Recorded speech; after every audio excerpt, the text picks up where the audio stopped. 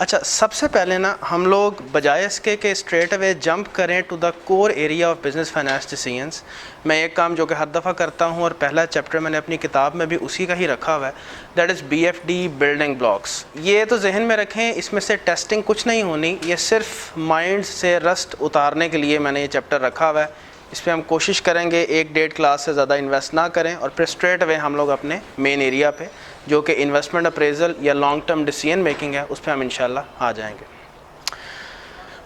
सो BFD building blocks में क्या है, मैं अभी कुछ हल्की सी बात कर लेता हूँ।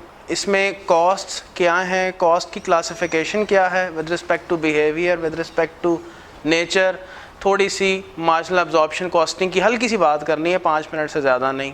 ओवरहेड्स की एब्जॉर्प्शन हुआ करती थी और इसके अलावा बस दैट्स मोर देन इनफ, सिर्फ इतना। इसकी रीज़न ये है कि ज़ाहिर है इस सब्जेक्ट को पढ़े हुए जिस मर्ज़ी स्ट्रीम से आप हों तो टाइम हुआ वो होता है स्टूडेंट को उस कॉन्सेप्ट को पढ़े हुए, और चूंकि इनका वर्ड्स आगे यूज़ होंगे, ओवरहेड की एब्जॉर्प्शन, वेरिएबल कॉस्ट, ये इस तरह की डिफरेंट मटेरियल, लेबर, क्या क्या चीज़ें हैं, तो ये ज़रा ज़ाहिर है वर्ड्स यूज़ होंगे, तो बेहतर है सिर्फ हल्का सा इसका फ्लैशबैक ले लें कि ये कॉन्सेप्ट्स क्या थे और हमारा ऑब्जेक्टिव सिर्फ रिवीजन ही होगा इस एरिया के अंदर। ठीक है जी, ले sir, let's start this area for the sake of revision.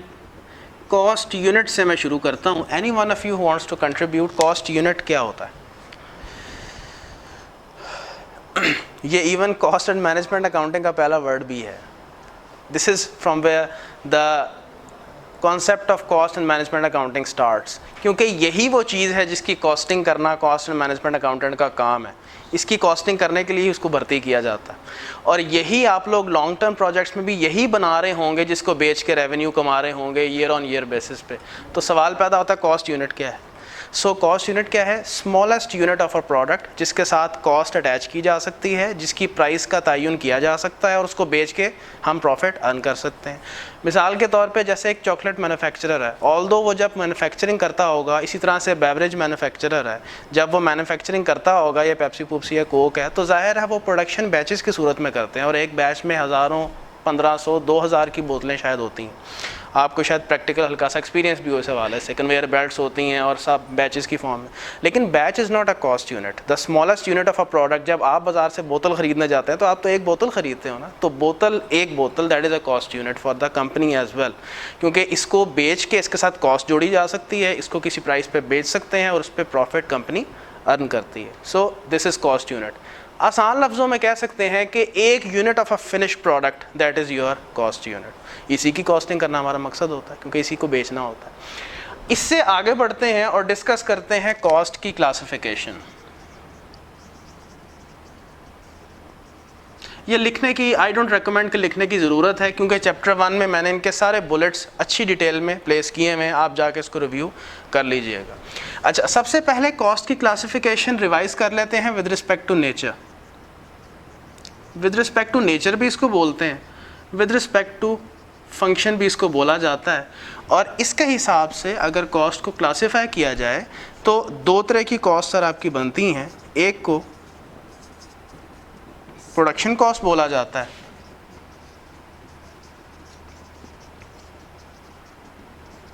और एक को नॉन प्रोडक्शन कॉस्ट बोला जाता है।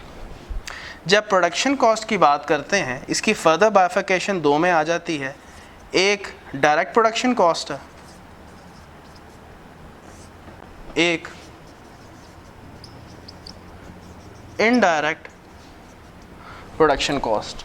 और फिर इसकी फर्दर अगर क्लासिफिकेशन में जाएं तो हमें मालूम होता है कि प्रोडक्शन कॉस्ट को डायरेक्ट मटेरियल्स, डायरेक्ट लेबर और डायरेक्ट अदर एक्सपेंसेस, और ये एरिया अब ऑलमोस्ट ऑब्सोलीट हो चुका है लेकिन फिर भी किताबों में शामिल है, लेकिन पढ़ लेते हैं इसको।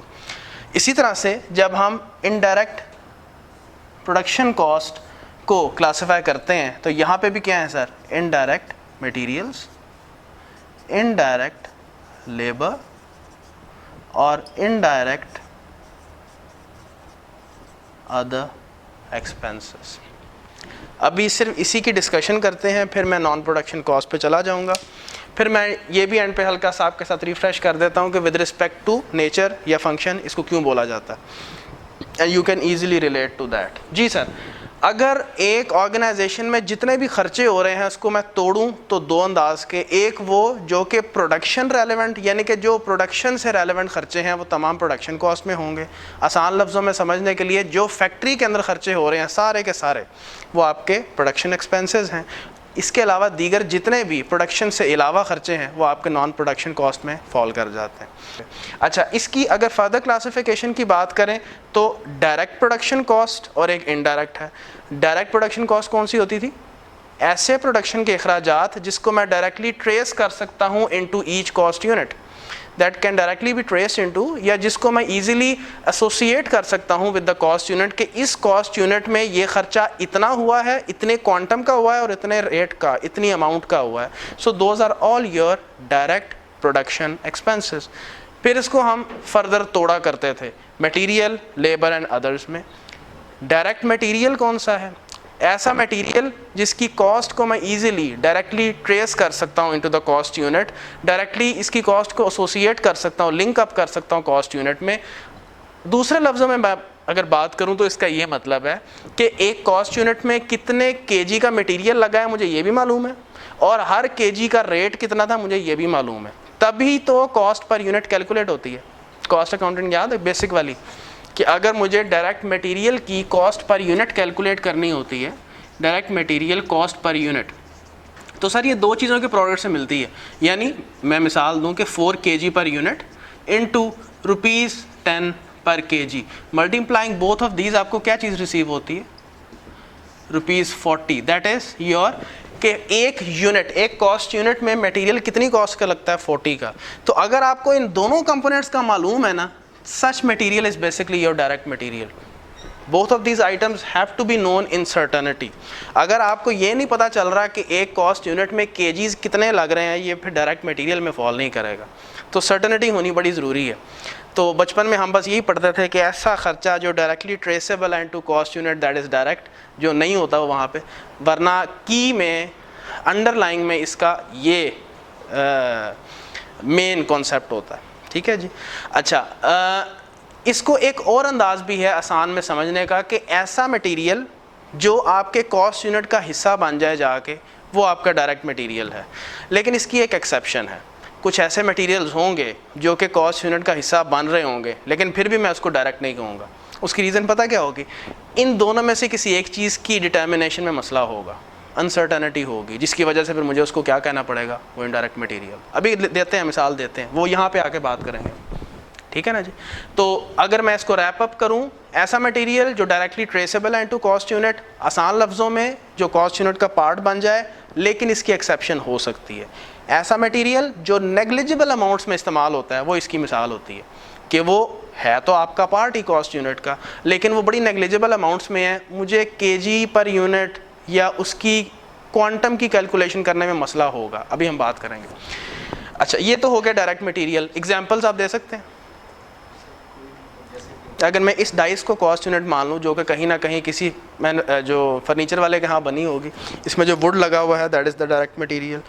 मेनली इसमें वुड ही है, इसमें और कोई इसके अलावा मिसालें ज़्यादा हैं नहीं। बाकी वार्निश वगैरह है वो इनडायरेक्ट मटेरियल में जाएगा, अभी डिस्कस करते हैं। इसी तरह चेयर है, चेयर के अंदर लोहा भी है, इसका जो ऊपर वुडन का फ्रेम भी लगा हुआ है। इसी तरह से फोमिंग मटेरियल जो है, ये तीनों आइटम्स डायरेक्ट मटेरियल हैं। दे कैन बी एस्टिमेटेड और calculated with reasonable accuracy, it is the direct material. हर चीज़, ये आपका एसी है, इसकी बॉडी में जो जो प्लास्टिक का इस्तेमाल है, इसके अलावा अंदर कंडेंसर और सारे जो मेन कंपोनेंट्स हैं, they can easily B traceable into the cost unit, जो कि एक एसी है। इसमें नट्स एंड बोल्ट्स भी हैं, उसको डायरेक्ट नहीं कहेंगे। क्यों? अभी कुछ देर रुक जाए। ठीक है जी। अच्छा, ये हो गया डायरेक्ट मटेरियल।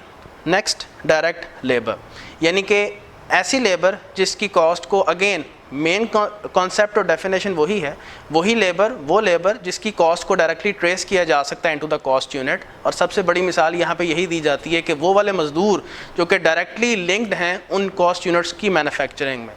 जैसे फॉर एग्जांपल एक जो आपका असेंबली फ्लोर है, एक गाड़ियों को मैन्युफैक्चर करने वाली कंपनी है, असेंबलिंग कंपनी है, तो आपके असेंबली फ्लोर पे जो बंदे इस असेंबली में अपने ऑर्स को डेडिकेट कर रहे हैं, so you can easily calculate कि हर लेबर के बंदे ने कितने इतने घंटे जो हैं वो इस असेंबलिंग में लगाए हैं और उसके साथ हमने पर घंटा क्या रेट तय किया हुआ है, सो उसके घंटे डायरेक्टली ट्रेसेबल होते हैं। इसी तरह से जो आपकी टेक्सटाइल इंडस्ट्री में जो एम्ब्रॉयडरी करने वाले, हैंडमेड एम्ब्रॉयडरी करने वाले जो स्पेशलिस्ट स्किल सेट रखते हैं, जो आपके आर्टिजन्स होते हैं, उनके साथ भी इसी तरह से मामला होता है कि वो एक कपड़े के ऊपर सिलाई कढ़ाई और एम्ब्रॉयडरी करते हुए कितना टाइम लगाते हैं, आवर्स कितने हैं और how much rate per hour हमने उनके साथ कमिट किया हुआ। तो ये सब के सब वो मिसालें आपको मिलेंगी कि ऐसे लोग जो डायरेक्टली लिंक्ड हैं with the production activity of the cost unit, तो उनके कॉस्ट को डायरेक्टली ट्रेस किया जा सकता है। ठीक हो गया जी। आखिरी आते हैं डायरेक्ट अदर एक्सपेंसेस। मैंने भी कहा था आपको कि ये ऑलमोस्ट ऑब्सोलीट हो चुका है। इसमें सबसे कॉमन मिसाल यही दी जाती है कि जैसे डाइज और मोल्ड्स होते हैं। डाइयों का कॉन्सेप्ट पता है ना, जैसे बर्तन बनाने वाले होते हैं। अब जो बर्तन जो तैयार किया जाता है, कोई भी फॉर एग्जांपल कॉफ़ी सेट है, डिनर सेट है, जो भी है, तो उसके लिए सांचा बनाए। सांचा मतलब ये जो डाई या मोल्ड को सांचा भी कहा जाता है। तो एक सांचा तैयार करते हैं, उसका मकसद ये होता है कि उसके अंदर उस मटेरियल को पिघला के डाला जाए, वो उस सांचे में ढले और फिर जब वो हीट, उस वक्त तो वो गर्म होता है, लेकिन जब वो कूल ऑफ होता है तो वो उसी शक्ल में होता है जो कि आपकी शक्ल है। ठीक है, जिसमें जो आपने ऑर्डर दिया हुआ है। तो अगर किसी कस्टमर ने फॉर एग्जांपल ऑर्डर दिया है कि मुझे एक डिनर सेट ये बना दो, तो एक डिनर सेट के लिए एक डाई आपने बनाई, उसके बाद उसका कोई लेना देना नहीं है, वो कस्टमाइज्ड ऑर्डर था। सो एक डाई है और डाई की कॉस्ट और डायरेक्टली ट्रेसेबल, आपको पता है एक डाई आपने बनाई ही किस लिए थी, इस यूनिट को बनाने के लिए। सो ये एक मिसाल दी जाती है। किताबों में अगर आप जाके देखेंगे आपको ये भी मिलेगा कि कोई आपने स्पेशल टूल ख़रीद लिया है और उसके लिए आपने सर्टन सेट ऑफ यूनिट्स बनाने हैं, तो वो फिर कहते हैं कि इसको भी आप कह सकते हैं कि डायरेक्ट अदर एक्सपेंसेस हैं। लेकिन ये टूल ऐसा नहीं होगा कि ये अपनी यूज़फुल लाइफ एक से ज़्यादा साल के लिए रखता है। बस ये है कि चंद एक यूनिट्स इससे मैन्युफैक्चर हो जाएंगे और फिर उसके बाद इट विल बी यूज़लेस। ये again it's a very special case, it's not a normal example कि हम कोट कर सकें, कोई स्पेशल इंडस्ट्री में भी ऐसा हो। अच्छा, अभी हम फैक्ट्री में ही हैं, ये मैंने प्रोडक्शन कॉस्ट की चूँकि बात कर रहा हूँ, तो अभी अपने आप को फैक्ट्री में खड़ा हुआ समझें। ठीक। अच्छा, अब मैं आ रहा हूँ जी इनडायरेक्ट प्रोडक्शन कॉस्ट पे। इनडायरेक्ट प्रोडक्शन कॉस्ट इसी डेफिनेशन के साथ लिंक्ड है, यानी कि ऐसे प्रोडक्शन कॉस्ट कि जिसको मैं डायरेक्टली ट्रेस नहीं कर सकता इनटू माय कॉस्ट यूनिट या one unit of a finish product, और इसकी डिस्कशन इन आइटम्स के अंदर ही जाके होगी। फॉर एग्जांपल सबसे पहले इनडायरेक्ट मटेरियल। अब जैसे मैंने अभी यहाँ डिफ़ाइन किया, तो इसको डिफ़ाइन करना आसान है। या तो एक ऐसा मटेरियल जो कॉस्ट यूनिट का हिस्सा ही नहीं बन रहा, एक ये हो सकता है, और दूसरा कौन सा मटेरियल जो हिस्सा बन रहा है लेकिन बड़ी नेग्लिजिबल अमाउंट्स में है, तो उसको इनडायरेक्ट मटेरियल समझा जा सकता है। पहले तो ऐसी कोई मिसाल दें कि जो मटेरियल है प्रोडक्ट का पार्ट नहीं बन रहा, वो कौन सा मटेरियल हो सकता है? खड़े आप फैक्ट्री में ही हैं,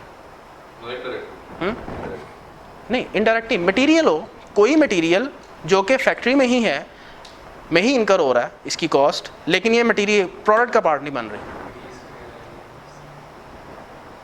कह सकते हैं। और ये ग्रीस कहाँ इस्तेमाल हुई होगी? मशीनरी में। Yes, accepted. Tissue papers, stationery items, entertainment item से मुराद मैं कह रहा हूँ चाय पत्ती शती कुछ हो ना कितने पहुँच जाना, यानी कि जो ज़ाहिर है आपका मजदूर तबका वहाँ पे होता है, तो ज़ाहिर है उनकी, अब ये आइटम ऐसी हैं जो कंज्यूम हो जाती हैं अंदर प्रोडक्शन डिपार्टमेंट, ये कॉस्ट यूनिट का पार्ट नहीं बनती, लेकिन है तो मटीरियल, अदर एक्सपेंसेस का पार्ट, इसी का मटेरियल का पार्ट ही बनती है। अच्छा, इसमें डिफरेंस ऑफ ओपिनियन भी है, कुछ लोग इसको क्लासीफाई यहाँ भी करते हैं। जैसे फॉर एग्जांपल एक और मिसाल मैं आपको दूँ, फ्यूल इज़ अनदर एग्जांपल। जो फ्यूल तुम्हारा मशीनरी में इस्तेमाल हो जाता है, कुछ लोग कहते हैं कि इसको अदर एक्सपेंसेस में क्लासीफाई कर दें, लेकिन कुछ कहते हैं कि इसको इधर ही रखें, रहेगा ये इनडायरेक्टली, इसमें कोई शक नहीं है इनडायरेक्टली, लेकिन इसमें इसलिए क्लासीफाई कर दें क्योंकि ये टेंजिबल आइटम है, मटेरियल है तो मटेरियल ही ना, इसको अगर क्लासीफाई करना चाहें तो it is a tangible item, so classify है। लेकिन कुछ लोग उस फ्यूल को भी यहाँ पे क्लासीफाई करते हैं कि नहीं यार इसको अदर एक्सपेंसेस में प्लेस करें। सो इसके ऊपर कह लें कि डिफरेंस ऑफ ओपिनियन एग्जिस्ट करते हैं, इवन टेक्स्ट बुक्स के अंदर भी, लेकिन हैं ये सारे के सारे इनडायरेक्ट, और इनडायरेक्ट के लिए एक वर्ड यूज़ होता है ओवरहेड्स का, ठीक है ना, अभी उस पर भी रिवीजन कर लेंगे उसकी। सो फ्यूल भी एक खर्चा है जिसको यहाँ पे क्लासीफाई किया जा सकता है। अच्छा, ये अभी वो मिसालें मैंने दी हैं कि जो है मटेरियल लेकिन कॉस्ट यूनिट का पार्ट नहीं बनती, तो ये इनडायरेक्ट मटेरियल है। दूसरा, और वैसे भी अगर तुम डेफिनेशन के साथ भी रिलेट करना चाहो तो तुम्हें समझ आ जाएगी कि ये मटेरियल है, इसको मैं कॉस्ट यूनिट में कैसे ट्रेस कर सकता हूँ कि ये जो फ्यूल है या तो मशीन रन हो रही है, तो ये कॉस्ट यूनिट्स इससे कितने बन रहे हैं, तो it's not easy to directly trace this cost into the cost unit. कुछ बच्चे कहते हैं यार स्ट्रेट अवे जितने यूनिट्स बन रहे हैं इसकी कॉस्ट को उससे डिवाइड कर दें। भाई this is not the reasonable basis, इस तरह तो फिर कोई कॉस्ट भी इनडायरेक्ट नहीं होगी। You have to find some reasonable basis to directly trace the cost into the cost units. इस तरह से कभी भी बेस नहीं बनती कि आप प्रो रेटा बेसिस पे डिवाइड कर दें। अच्छा, दूसरी मिसाल कि इसका पार्ट है लेकिन फिर भी इनडायरेक्ट है, जैसे इसके अंदर नट्स एंड बोल्ट्स हैं, अब वो इसी का पार्ट है, एग्रीड, लेकिन इसमें एक इशू है कि ये नेग्लिजिबल अमाउंट्स में है।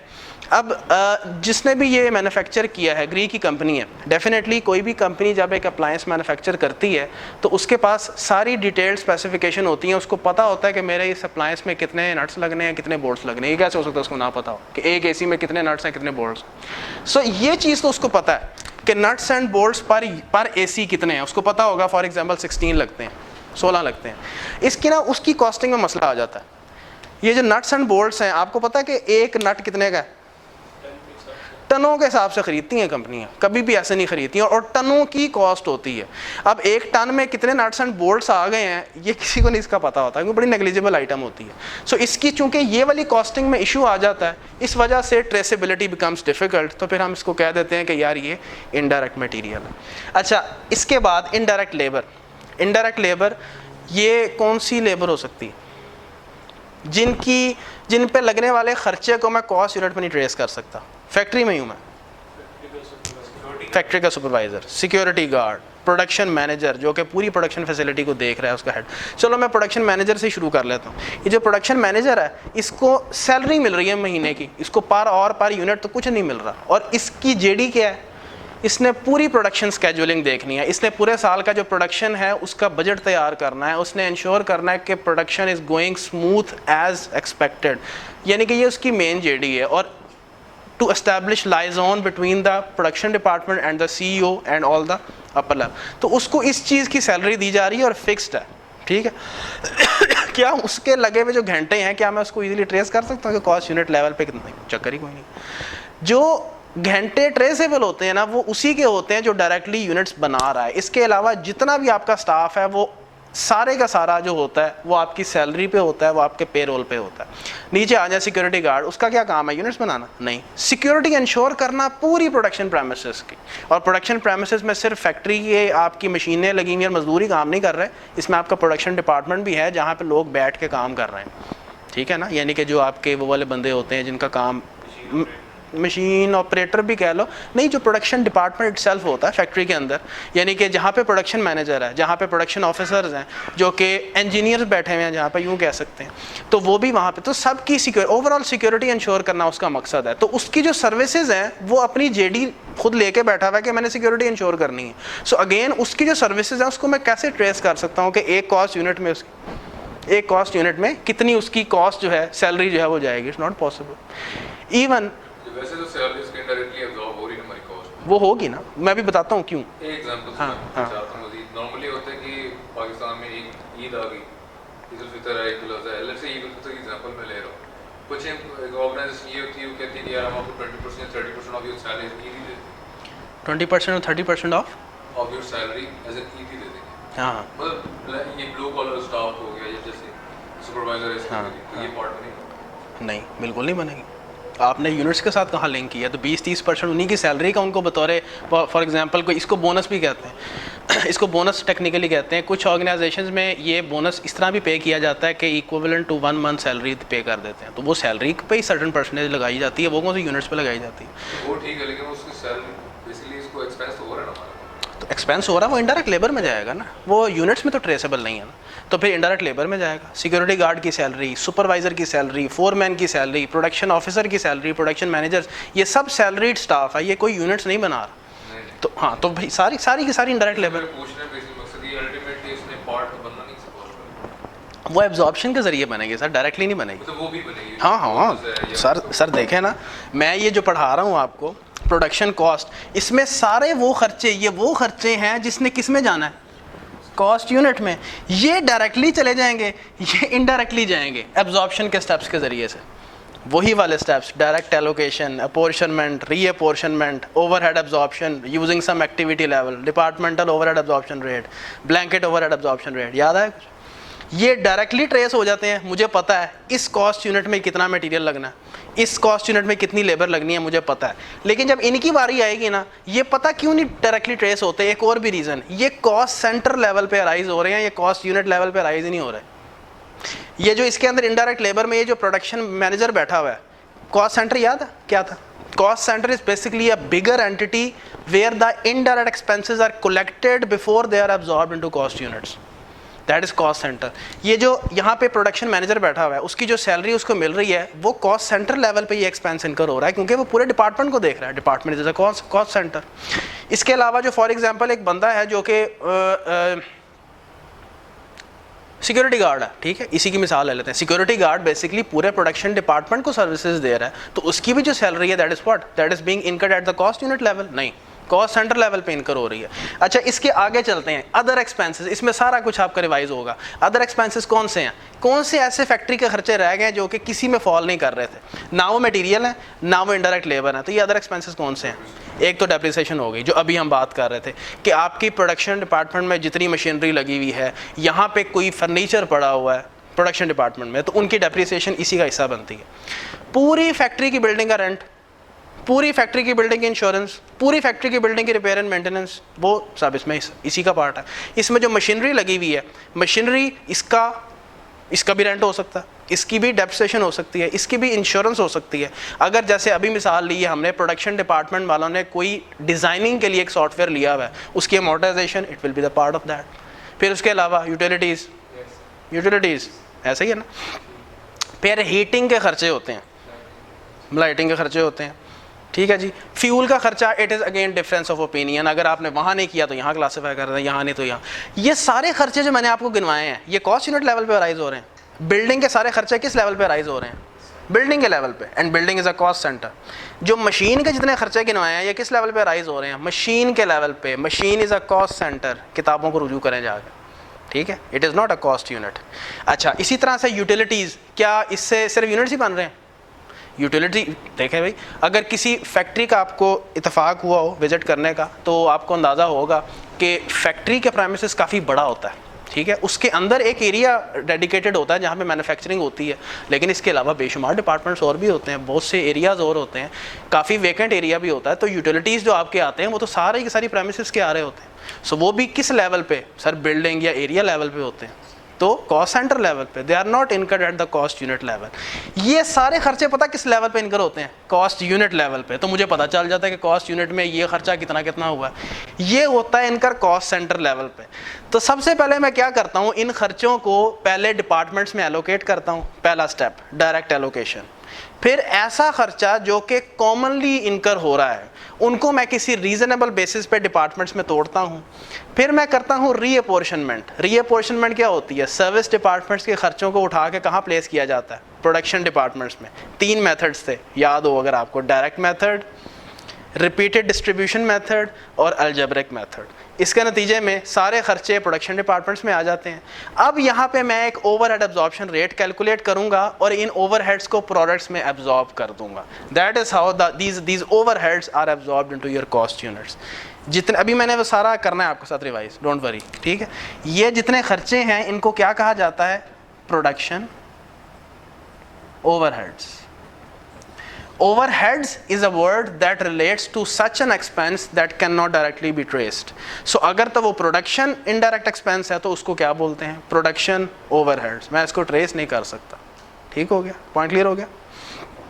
अच्छा, non production expenses, ये तो मेरा ख्याल आप खुद कफील हैं, आप बता सकते हैं मुझे इजीली कौन से खर्चे रहेंगे? एडमिन, सेलिंग, वही वाले खर्चे पुराने वाले, कोई नई चीज़ नहीं है। एडमिन, सेलिंग एंड डिस्ट्रीब्यूशन और फाइनेंस है। फिर कुछ अदर चार्जेस भी होते हैं। एंड मेरा ख्याल है अब इट विल मेक सेंस कि क्यों ये कॉस्ट की classification with respect to nature है, क्योंकि इसी क्लासिफिकेशन से आप इनकम स्टेटमेंट भी प्रिपेयर करते हैं, ऐसे करते हैं ना।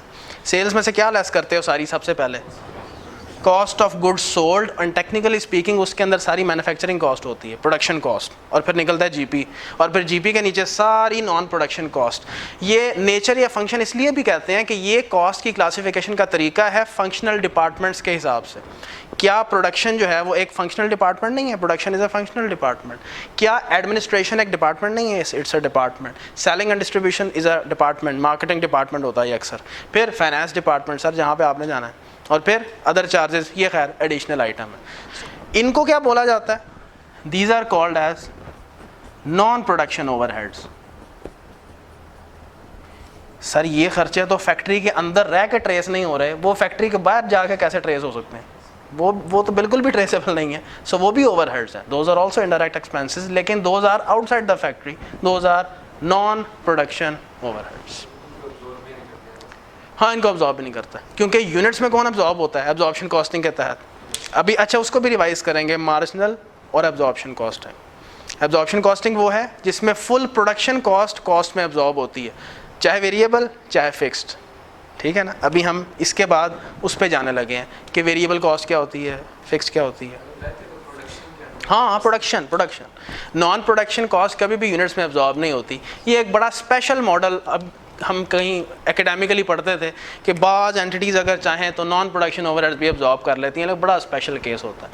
Production cost are always absorbed into your cost units. Non production तो अलग रिपोर्ट होती हैं, वो पीरियड कॉस्ट होती हैं। जी सर, कॉस्ट की classification with respect to behaviour, this is the second way of analysing. ये असल में होता है जिसका जिक्र पूरी कॉस्ट अकाउंटिंग में भी नज़र आता है। कॉस्ट या दो तरह की देखी जाती हैं, या वेरिएबल होती हैं या फिक्स्ड होती हैं, और लाइक वाइज बीएफडी में भी इनका भी बार बार जिक्र आता है। ज़ाहिर है जब भी आप कोई भी प्रोजेक्ट जो 5-6 साल का है, तो ओवर द ईयर शुरू में कैपिटल इन्वेस्टमेंट कर रहे होंगे, आगे जाके आप यूनिट्स बना के बेच रहे होंगे ओवर द ईयर्स। तो ज़ाहिर है जब यूनिट्स बनाए जाते हैं तो उसमें जब वो कॉस्ट का जिक्र करेगा तो कॉस्ट में हमें ये वेरिएबल खर्चे या फिक्स खर्चे नज़र आ रहे होंगे। वो इनडायरेक्ट की कोई बात नहीं होती। इनडायरेक्ट डायरेक्ट की तो even cost and management accounting में भी बात नहीं होती, उसका जिक्र बस पहले लेक्चर में ही होता है, पहले लेक्चर में ख़त्म हो जाता है। तो सर ये कॉस्ट को डिस्कस करने का एक और एंगल है, यानी कि आप कान वहाँ से पकड़ लें, यहाँ से टोटल खर्चे दोनों अंदाज से पूरे हो जाते हैं। अच्छा, वेरिएबल कॉस्ट कौन से होते हैं? दैट वेरी और that change with the activity level. Activity level बढ़ेगा तो ये बढ़ जाएंगे, और जब एक्टिविटी लेवल या वॉल्यूम रिड्यूस होगा इट विल रिड्यूस। लाइकवाइज लेकिन इन द शॉर्टर रन।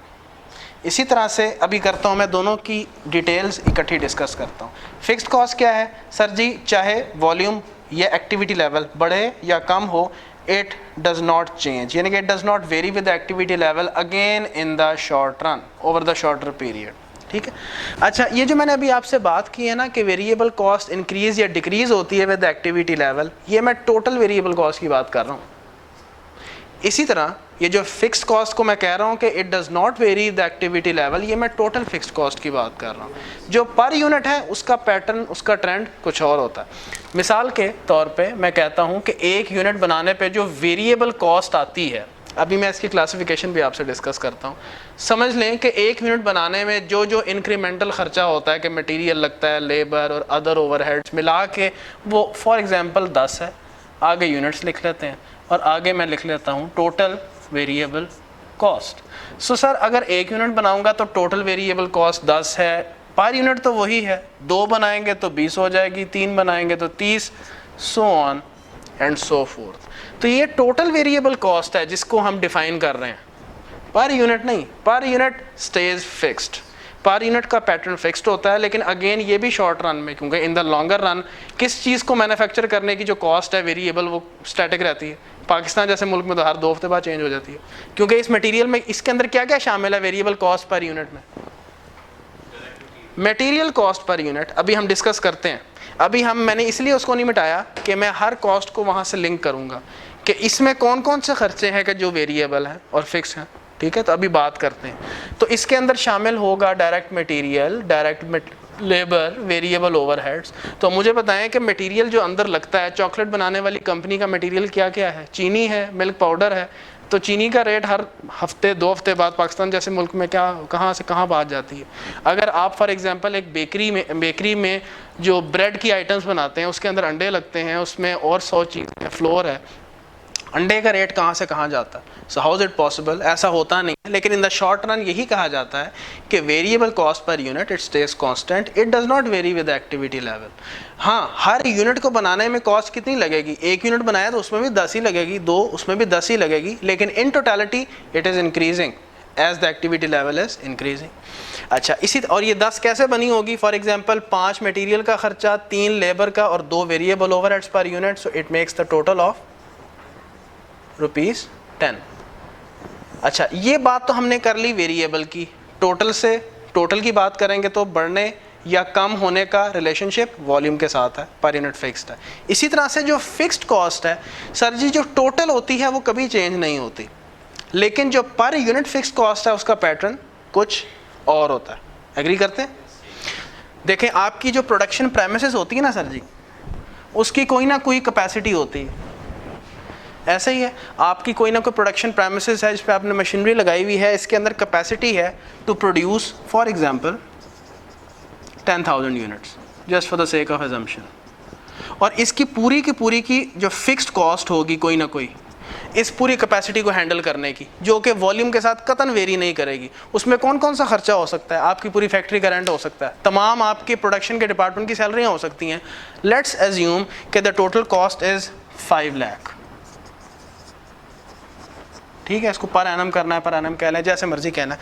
सो ये कॉस्ट ऐसी है कि चाहे मैं इस प्रेमिसेस को मैंने खड़ा कर लिया, अब चाहे मैं 1 यूनिट बनाऊं चाहे 10,000 यूनिट्स बनाऊं, ये 5 लाख तो पीरियड के साथ लिंक्ड है। सबसे बड़ी निशानी फिक्स कॉस्ट की क्या होती है? That is not linked with volume, it is linked with period. Period गुजरेगा, ये खर्चा आपको पे करना पड़ जाएगा। सर पीरियड गुजरेगा, फैक्ट्री का रेंट पे करना है, पीरियड गुजरेगा, इंश्योरेंस की कॉस्ट फिर बिल्डिंग की पे करनी है, पीरियड गुजरेगा, सैलरियाँ पे करनी है। ये सब कौन से खर्चे हैं?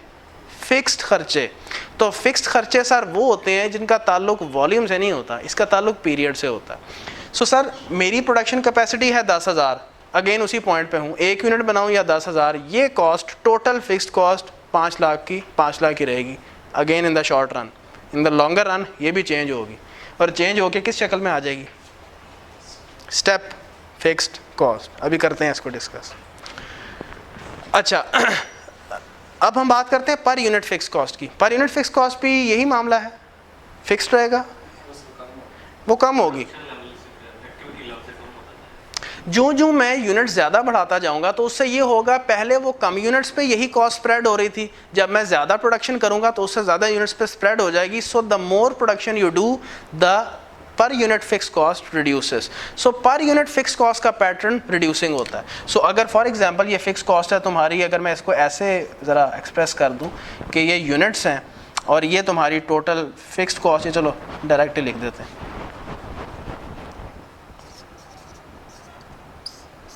अगर फॉर एग्जांपल 10 यूनिट्स बनाता हूँ तो fixed cost per unit sir कितनी बनती है? 50,000। अगर मैं फॉर एग्जांपल 1000 यूनिट्स बनाता हूँ तो फिर 500। इसी तरह से अगर मैं फुल कैपेसिटी यूटिलाइज कर लेता हूँ तो फिर मेरी कॉस्ट पर यूनिट फिक्स्ड कितनी हो जाती है? 50। So the more production you do, उससे बस ये होता है कि फिक्स कॉस्ट जो है वो स्प्रेड हो जाती है आपके ज़्यादा यूनिट्स के ऊपर। लेकिन एक चीज़ हमेशा याद रखें, आपकी फिक्स्ड कॉस्ट का पर यूनिट में एक्सप्रेस होना इस चीज़ की दलील नहीं होती कि ये वेरिएबल है। अक्सर बच्चे क्या समझ बैठते हैं कि ये ₹50 पर यूनिट है, ये ऐसा ही है ना, ₹50 पर यूनिट है ना, ये देखें सर, चूंकि ये पर यूनिट है तो फिर क्या करते हैं, जो भी उनको यूनिट्स दे दिए जाते हैं ना वो उससे मल्टीप्लाई करके टोटल फिक्स कॉस्ट निकालते हैं। नो सर जी, फिक्स कॉस्ट तो टोटलिटी पे इनकर होता है, वो मैं किसी यूनिट्स पे डिवाइड करके तो एक रेट निकाल रहा होता हूँ। वो इसको फिर अगर तो आप उसको ये वाला काम करना शुरू कर देंगे कि फिक्स कॉस्ट पर यूनिट निकाल लिया और फिर जो वॉल्यूम है उससे मल्टीप्लाई करके एक टोटल फिक्स कॉस्ट निकाल ली, फिर तो ये आप वेरिएबल कॉस्ट वाला काम कर रहे हैं।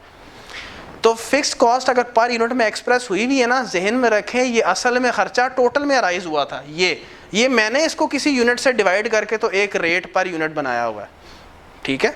जबकि जो वेरिएबल कॉस्ट है ये कैलकुलेट ही पर यूनिट होता है, जितना वॉल्यूम प्रोड्यूस होगा वो उससे मल्टीप्लाई होकर टोटल वेरिएबल कॉस्ट निकाल रहा होगा। इसके साथ ये मामला नहीं है, ये तो टोटल पूरा एक महीना गुजरा है, मिसाल के तौर पे तो 5 लाख की कॉस्ट आ गई। अब मैंने यूनिट्स अगर 1000 बनाया तो 1000 से डिवाइड करके एक रेट निकाल रहा हूँ, अगर मैंने यूनिट्स 10,000 बनाया तो उससे डिवाइड करके एक रेट निकाल रहा हूँ। ठीक है, वो OAR होता है, बिल्कुल परफेक्ट। सो बहरहाल वापस आते हैं इसी बात पे कि fixed cost it does not very with the activity level in totality, and per unit में अगर हम इसका ट्रेंड देखें so it decreases with the increase in activity level. अच्छा, अब यहाँ पर रुकते हैं, अब हम ज़रा लिंकेज इस्टेब्लिश करते हैं। किसका? ये जो यहाँ पे हमने खर्चे पड़े हैं, इनमें से कौन से वेरिएबल हो सकते हैं, कौन से फिक्स्ड हो सकते हैं। ठीक है जी, चले आप इस पे बात करते हैं, क्योंकि असल में जो आपकी जो ज़बान इस्तेमाल होनी है ना पूरी BFD में और कॉस्ट में भी जो ज़बान इस्तेमाल होती है वो वेरिएबल और फिक्स की ज़बान इस्तेमाल होती है। तो आए जी ज़रा, direct material, direct labour and direct expenses. भाई जितने यूनिट्स बढ़ेंगे तो ज़ाहिर है, अब अगर मैं 10 यूनिट्स बनाऊंगा तो हर एक में 10 के बराबर मटेरियल डलेगा, 11 बनाऊंगा तो 11 के बराबर मटेरियल डलेगा। So it is variable cost. Likewise labour, जितने यूनिट्स बनेंगे उतने ही लेबर अपने घंटे एग्जर्ट करेगी टू प्रोड्यूस द यूनिट्स। ये सारे खर्चे सर जी ये जो होते हैं ये क्या होते हैं? These are variable in nature. All direct expenses are ये सब लिखा हुआ है, जो आप किताब में जब देखोगे तो ये सब मैंशनड हो। अच्छा, इनडायरेक्ट प्रोडक्शन एक्सपेंसेस, इसमें वेरिएंट्स हो सकते हैं। सबसे पहले इनडायरेक्ट मटेरियल।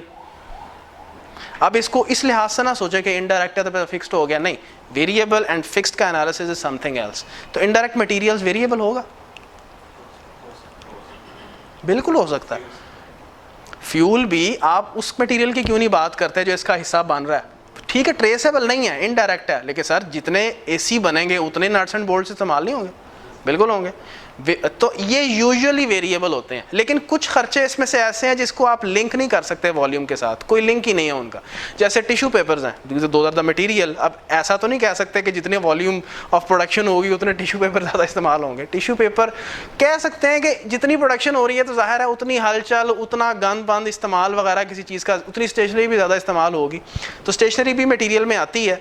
तो यूजुअली ये कहा जाता है, इनडायरेक्ट मटेरियल के बारे में स्टेटमेंट ये दी जाती है कि these are usually those are variable in nature. ठीक है, फ्यूल भी इसी का पार्ट है।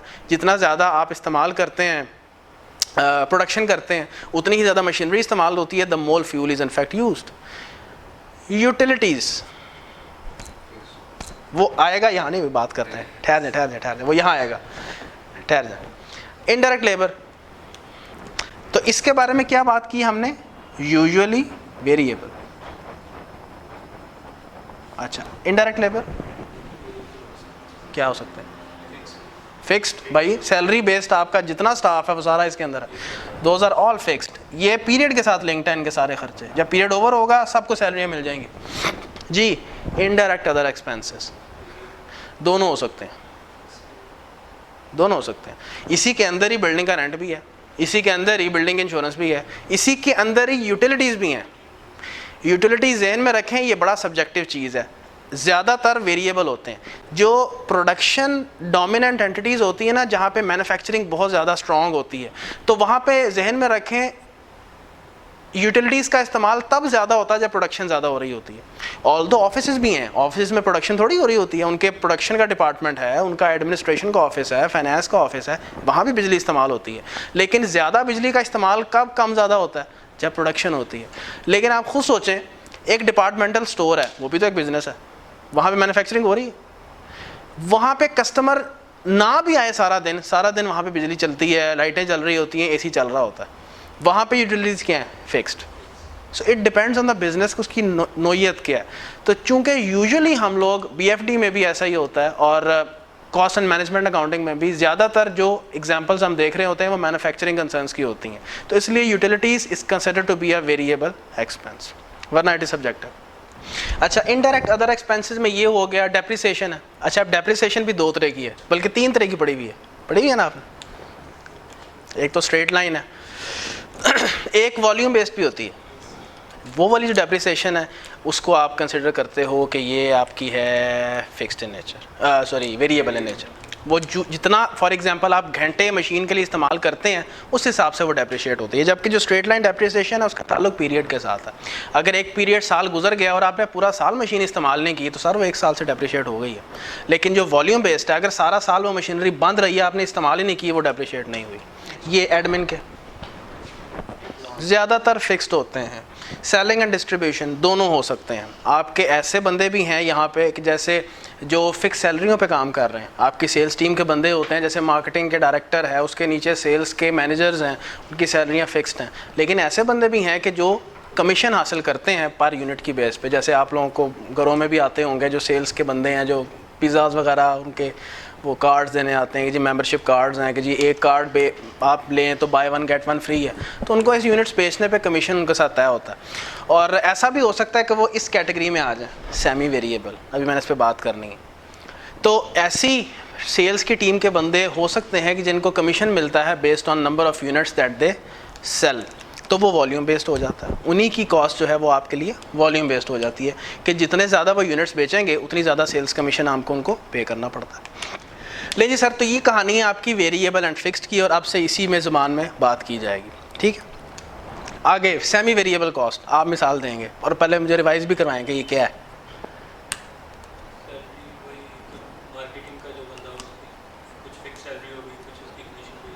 कोई भी ऐसा खर्चा जिसका एक कंपोनेंट वेरिएबल है और दूसरा कंपोनेंट फिक्स्ड है, that is the semi variable cost. मिसालें आपने एक तो ये मिसाल दे दी कि कुछ तो लोग होते हैं कि जिनको रेम्यूनरेशन मिलता ही यूनिट वॉल्यूम बेस्ड है। जैसे एक बंदा है, उसके साथ तय ही कमीशन यूनिट बेस्ड हुआ है, जितने यूनिट्स तुम बेचोगे तुम्हें उस यूनिट्स के हिसाब से पैसे मिल जाएंगे, वो तो उसकी सारी की सारी सैलरी ही वेरिएबल हो गई ना। लेकिन सेमी वेरिएबल क्या है, ये काफ़ी कॉमन है और ये ज़्यादा एग्जिस्ट करती है कि एक आपने उनके साथ फिक्स सैलरी तय कर ली कि भाई तुम्हें 20,000 मिलना ही मिलना है, ओवर एंड अबव जितने यूनिट्स बेचोगे पर यूनिट के हिसाब से तुम्हारे साथ तय कर लेते हैं कि तुमने एक मेंबरशिप कार्ड अगर पिज़्ज़ा का बेच दिया ना तो तुम्हें उसके ऊपर हम 500 रुपये दे देंगे। सो 500 अगर फॉर एग्जांपल उसने पूरे महीने में 10 कार्ड्स बेचे हैं तो 10 ज़रब 500, 5,000 ये हो गया और बाकी 20,000 उसकी फ़िक्स्ड कॉस्ट हो जाएगी। अच्छा, ये स्टेप फिक्स्ड कॉस्ट ये क्या है, ये कोई अलग से कोई खर्चा नहीं है, सिर्फ it is the discussion of fixed cost in the longer run. ये कोई अलग से कभी इसको एक कॉस्ट ना समझें, यूँ ही समझ लें कि जैसे फिक्स्ड कॉस्ट ही हम स्टडी कर रहे हैं, लेकिन हमने जो एक बात की थी कि कोई fixed cost in the longer run fixed cost नहीं होती, ये उसकी जस्टिफिकेशन का पॉइंट है।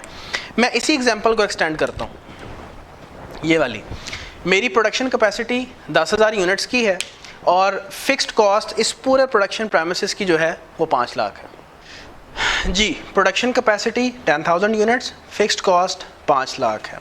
अच्छा, लेट्स एज्यूम कि अभी मैं जो कैपेसिटी यूटिलाइज़ कर रहा हूँ वो 8,000 यूनिट्स है, ठीक है। तो जाहिर है अब अगर 8,000 यूनिट्स तक मैं प्रोडक्शन कर रहा हूँ तो मुझे कितनी फ़िक्स कॉस्ट आ रही है, 5 लाख। अच्छा, अब एज्यूम करें कि मेरे पास एक ना कस्टमर आया और अच्छा कस्टमर है, लॉन्ग टर्म बेसिस पे चलने के लिए आया है और वो कहता है कि मुझे आपसे ना हर साल वो 5,000 यूनिट्स चाहिए होंगे, ठीक। अब एग्जिस्टिंग प्रोडक्शन कैपेसिटी क्या इतना पोटेंशियल रखती है कि मैं इसकी डिमांड को कैटर कर सकूँ? नहीं, क्योंकि ज़ाहिर है 8,000 पे तो मैं करंटली काम कर रहा हूँ, एडिशनल मुझे जो 5,000 यूनिट्स हैं, it means that I need to have the production facility जो 13,000 यूनिट्स बना सके। और ज़ाहिर है जब कंपनी अपना प्रोडक्शन कैपेसिटी या प्रेमिसेस को एक्सटेंड करती है तो वो इस तरह एक्सटेंड नहीं करती कि जितना कस्टमर नया आया बस उतनी एडिशनल कैपेसिटी ले लें। वो ज़ाहिर है फोरकास्ट बेस चल रही होती हैं, तो वो ज़ाहिर है थोड़ा मार्जिन रख के ही अपनी प्रोडक्शन कैपेसिटी को एक्सटेंड करती हैं। तो इस सूरत में क्या मैं करूँगा कि मेरे पास कस्टमर 5,000 का ऑर्डर लेके आया एंड लेट्स एज्यूम कि मैं अगेन अपनी जो प्रोडक्शन फैसिलिटी है वो 10,000 यूनिट्स एडिशनल उसके लिए हासिल करता हूँ। अब मुझे बताएं कि 10,000 यूनिट्स के बाद जो एक मैंने प्रोडक्शन कैपेसिटी ऐड की है तो उसकी वजह से मेरी फ़िक्स कॉस्ट कहाँ से कहाँ जाएगी। एज्यूम कर लें कि fix cost for the next production premises is also 5 lakh, ये हम आसानी के लिए एज्यूम कर रहे हैं। तो क्या इसका अगर हम ट्रेंड देखें ग्राफिकली तो ट्रेंड किस तरह का बनेगा? अगर मैं यहाँ पे यूनिट्स को प्लॉट कर लूँ और यहाँ पे कॉस्ट को प्लॉट कर लूँ, देखें सर 10,000 यूनिट्स तक आपकी फ़िक्स्ड कॉस्ट कितनी थी? 5 लाख। अब जब मैं 10,000 यूनिट से आगे बढ़ा हूँ, अगले 10,000 यूनिट्स तक, यहाँ तक आपकी कॉस्ट कहाँ तक है सर? जब मैं 10,000 यूनिट से 1 यूनिट बढ़ाऊँ तो मेरी फ़िक्स कॉस्ट कहाँ से कहाँ चली गई है? 10 लाख, एज्यूमिंग के fixed cost for next 10,000 units facility is also ₹5 lakh. ये मैं सिंप्लिसिटी के लिए एज्यूम कर रहा हूँ, ये 550 भी हो सकती है, 6 भी हो सकती है, it can vary as well. तो 10,000 यूनिट्स के बाद 20,000 यूनिट्स तक what will be the total fix cost now? 5 lakh पिछली पुरानी फैसिलिटी की और 5 लाख न्यू फैसिलिटी की। तो उसके बाद ये स्टेप अप हो गई है और ये कहाँ पे चली गई है सर? यहाँ पे अगर हम प्लॉट कर लें तो 1 मिलियन है। And how much is the cost for that? ये देखें 20,000 यूनिट्स के लिए the cost is how much? 1 million. अब अगेन मेरे पास एक कस्टमर आता है और अब 10,000 यूनिट्स के लिए आता है। अब मैं इस प्रोडक्शन प्रेमिसेस के साथ I have the ability to cater the demand of 8,000 plus 5 13,000, ठीक है। और 13,000 के लिए अब जो मेरी प्रोडक्शन कैपेसिटी है उसकी टोटल कॉस्ट 1 मिलियन है।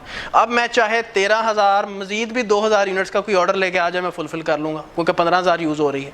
मज़ीद भी कि 2-3 हज़ार आ जाए मैं यूज़ कर लूँगा, कोई मसला नहीं है, कोई फिक्स कॉस्ट चेंज नहीं होगी। अब इमेजिन करें अभी उसी 13,000 पे आप खड़े हैं, एक और कस्टमर आता है और 10,000 यूनिट्स के ऑर्डर के साथ आता है कि आप मुझे आपसे सालाना यूनिट्स 10,000 चाहिए। तो अब मेरी प्रोडक्शन कैपेसिटी कितनी होनी चाहिए? 23,000 की। एंड अगेन लेट्स एज्यूम कि मैं एक नई प्रोडक्शन कैपेसिटी की तरफ जाता हूँ और उसकी कॉस्ट भी कितनी है? 5 लाख है। तो फिर अप टू 20,000 तक तो बात मेरी फिक्स्ड कॉस्ट की 1 मिलियन ही रहेगी, लेकिन as I increase my unit 1 further from 20,000 it steps up and again it goes to where 1.5 million. और ये 1.5 मिलियन अब कब तक रहेगी? जब तक 30,000 यूनिट्स में इस्तेमाल नहीं कर लेता। तो नेक्स्ट का जो आपका लेवल है 30,000 का, इस पे सर आपकी कॉस्ट कितनी है? Along the Y axis 1.5 million.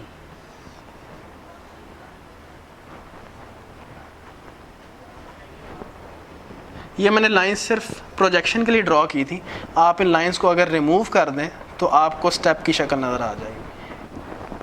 ये एक ऐसी कॉस्ट है that stage fixed up to a certain activity threshold. हमारे इस एग्जांपल में अगर हम देखें, ये फिक्स कॉस्ट ऐसी फिक्स कॉस्ट है कि जो फिक्स्ड रहती है up to the activity threshold. और वो कौन सा एक्टिविटी थ्रेशोल्ड है? 10,000 यूनिट्स का। As that activity threshold is bypassed the fixed cost steps up and moves to the next fixed cost level, यानी कि पुरानी प्रोडक्शन कैपेसिटी की फिक्स्ड कॉस्ट और नई की मिला के। So it steps up to 1 million या 10 lakh. And again this fixed cost remains fixed up till the next activity threshold. And what is that? 20,000.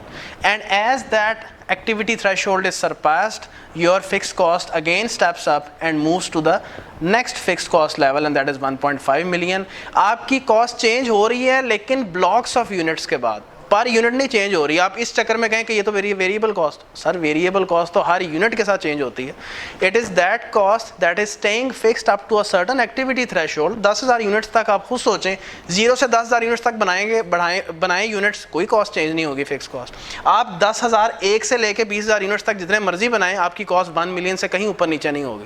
आप 20,000 एक से लेके 30,000 तक जितने मर्जी यूनिट्स बनाएं, चाहे 25,000, चाहे 26,000, चाहे 24, चाहे 23, कॉस्ट कितनी रहेगी? 1.5 मिलियन।